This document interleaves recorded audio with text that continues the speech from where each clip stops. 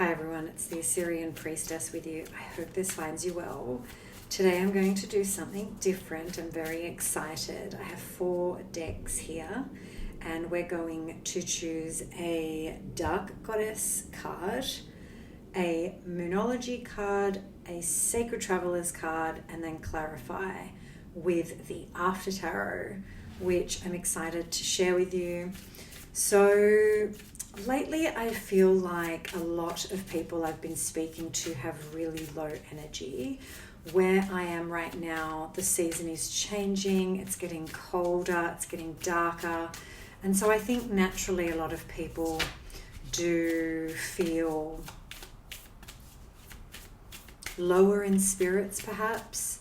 But I sense that this is part of a bigger phenomenon. It's a global energy of hopelessness, despair.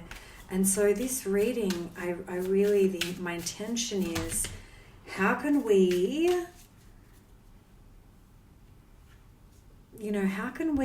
overcome the despair? So first card out, Ereshkigal, Assyrian goddess of the underworld, one of my favorite dark goddesses of all time, with the keyword boundaries, but she's so much more than that. So let's choose a Sacred Traveler card from Denise Linn's Oracle deck. So already I see that you have overcome a lot in your life, because you are the queen of the underworld, or the energy you're working with is very much an underworld energy. Now, I know there's a beautiful passage in Ellen Lorenzi Prince's deck, Dark Oracle, Dark Goddess Tarot deck, where she basically says, even if you honor and are devoted to the Dark Goddess, it doesn't protect you from her scythe landing upon your neck. And I really like that, because I think a lot of us who are devoted to the Dark Goddess, who choose a path of the Dark Feminine, kind of get surprised when we have to overcome another underworldly battle, especially when we've overcome some serious underworldly battles in the past. And so I like that, because it's a humbling reminder that when the Dark Goddess wants to have her way with you, she will. So second card out, grounding. Go deep and explore your roots. I like this. Okay. So I feel like this is an ancestral reading today. The question was, how can we sort of assuage or mitigate or overcome our despair or any sort of heavy feelings? And already we have 2 ancestor sort of energies saying you need to connect with the goddess of the underworld. For Assyrians, that is Ereshkigal. Maybe you are a devotee to Ereshkigal. Let me know in the comments. It's not just a practice for Assyrian people, because that knowledge is actually available to all people. And grounding, yes, on a surface level, go and sit by the lake like this woman is doing. Enjoy the autumn, enjoy the spring, enjoy the world. But grounding and going deep to explore your roots, I think, is much deeper than that. So is there some sort of ancestral practice or ancestral wisdom that used to give you some sort of magic or energy that maybe you've lost, you're not tapping into?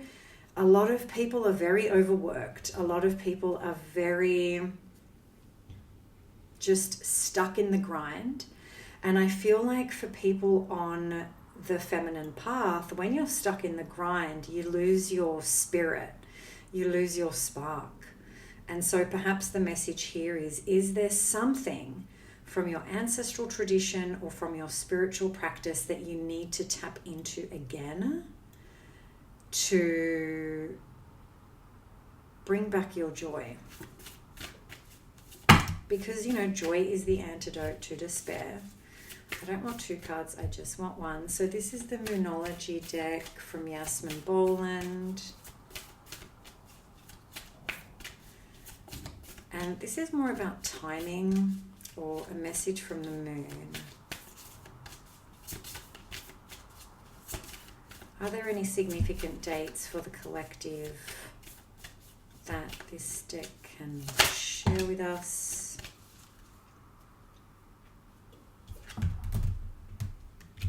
Full Moon in Libra card has come out with the words, a win-win outcome is forecast.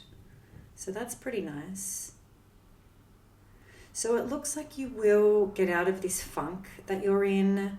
You will recover from, you know, if you're battling an illness or recovering from sort of low energy. I feel like, you know, full moon in Libra, I don't know when that is scheduled, so you might want to check your calendars for that. Could also be Libra season. I see a full pink moon here, so I don't know if the strawberry moon is part of this story.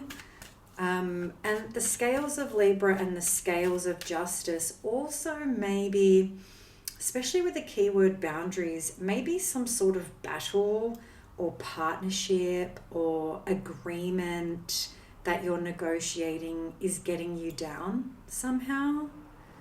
And it's sort of saying that it will actually work out really well. Don't worry about it. We've had 3 cards fall out, but they weren't intentional. So let's intentionally ask, okay, this tarot deck wants to talk. I want 3 cards for the collective related to any agreements we're trying to make, any practices we need to reconnect with. And yeah, 4 of Wands in the shadow. So I hope they can be shown on the screen here. So the first card out, the Judgment card. Wow, Judgment card with Ereshkigal. That's pretty massive. There is a big decision at hand, a life-changing decision, maybe even a life-changing wake-up call that you've received. Maybe it is about a relationship. Maybe it is about your health. Maybe it is about some drastic change or move or pivot. It doesn't have to be literal. It can be internal. It can be something about you, how you engage with your own life, how you engage with others, what you're really doing. Judgment is a very major arcana card. All of the major arcana are major arcana cards, but I kind of feel like Judgment is like a major arcana. If you know, you know. And here we have Ereshkigal, goddess of death, goddess of the underworld, goddess of deep transformation. So really, I feel like you're going through some sort of death, rebirth, psychological process. Definitely.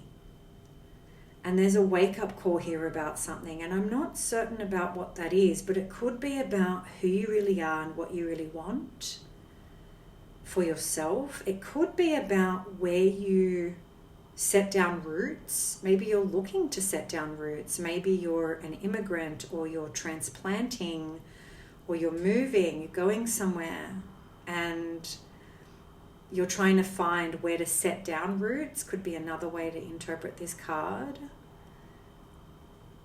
Yeah, and it will be just, because you've got the scales of justice and the Judgment card. When Judgment and justice come out together, it's very favorable and auspicious. The decision you're thinking about or wanting to make will be deeply transformative. You're tired, you're exhausted, here, I love this is the After Tarot. So let's remember the after tarot. So here you'll see the Judgment card, which traditionally in Rider-Waite is, you know, the dead being called by the angel. This is a biblical story. But here you can see the people are taking on form. So it really is a rebirth and new life card. It's actually really positive. It's you're called to life. Called to life. Maybe you're actually exploring religion and spirituality, and you're like looking for this thing that gives you that spirit, that puts meat on the bones. Maybe you're worked to death. And I see the work to death card coming out here too, the Nine of Wands. But in the after tarot, look at what happens. Someone who's in better shape, in better health, has come to help our wounded warrior and said, you know what, I can help you out. So there's another relationality element here. Ereshkigal, as goddess of the underworld, is a relational being. She is often depicted as a consort to obviously the god of war, but also she's the, you know, the dark feminine of the goddess Inanna or Ishtar. And the keyword boundaries is really about yourself and the other. So there's a real element here of yourself and the other in relationality. Maybe you feel like you've had to do everything on your own and it's just tiring. And the cards are kind of saying, no, you don't. And then the final outcome card is the Queen of Cups with the Four of Wands in the shadow. So yeah, this is actually a very beautiful reading, folks. Something you've been struggling with will benefit you in the end. But there is some sort of dark night of the soul process that you're going to go through. Can I have 3 more clarifiers, please? Queen of Cups sort of says, stay in your heart. Don't get into the mind on this issue. Just stay in your heart. What do you like? What gives you pleasure? What emotionally fulfills you?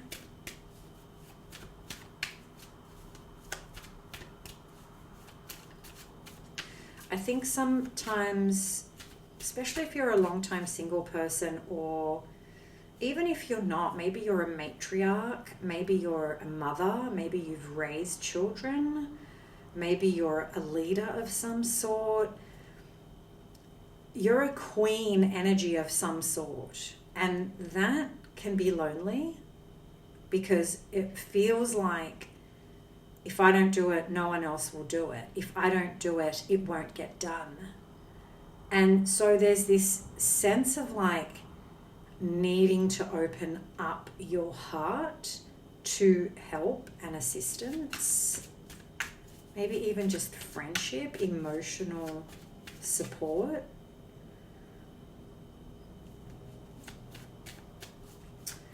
Any other clarifiers here? For the collective, okay, the Magician, amazing. Card of Gemini, card of Hermes. Oh my gosh, look at this reading. We have the Magician, the Ten of Pentacles, the High Priestess, the Three of Cups, and the Two of Cups in the shadow. Very sweet in the after tarot. I hope you can see it clearly. The Magician card followed by the Ten of Pentacles is basically saying, if this is a stress about money, then you have it within your power to get access to that money. You've got to find out what it is you need to do. You have 4 options. Is it a loan? Is it assistance? Is it inspiration? Is it a second job? I don't know, but the Magician knows. And the Magician just needs to create a working and then put it into action, right? And here we have the Magician really pointing to an old Hermetic tradition of as above and so below.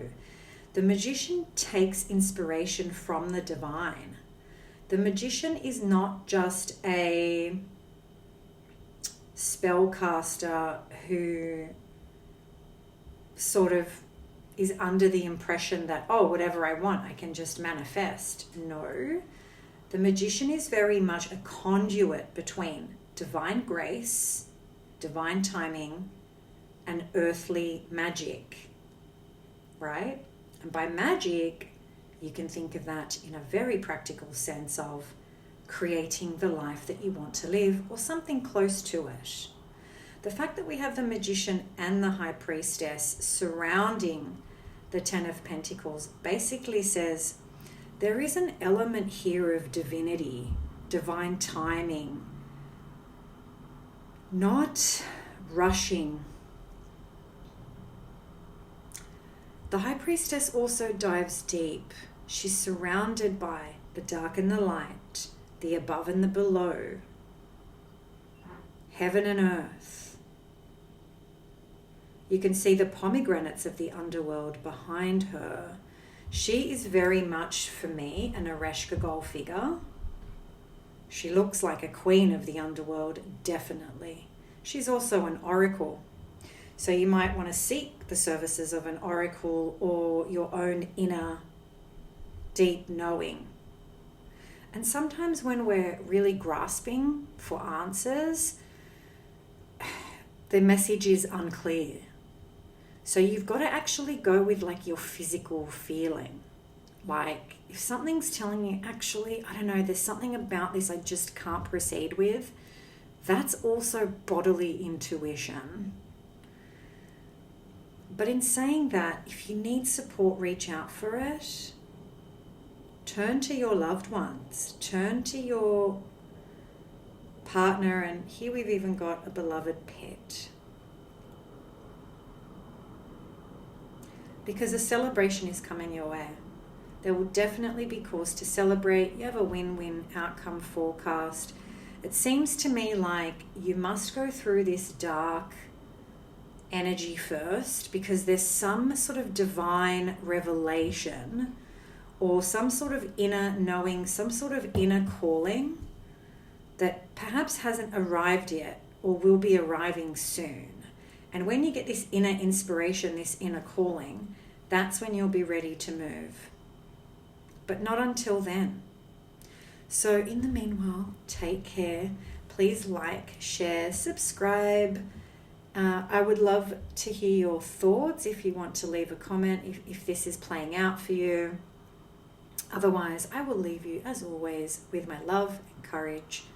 Until we meet again, bye for now.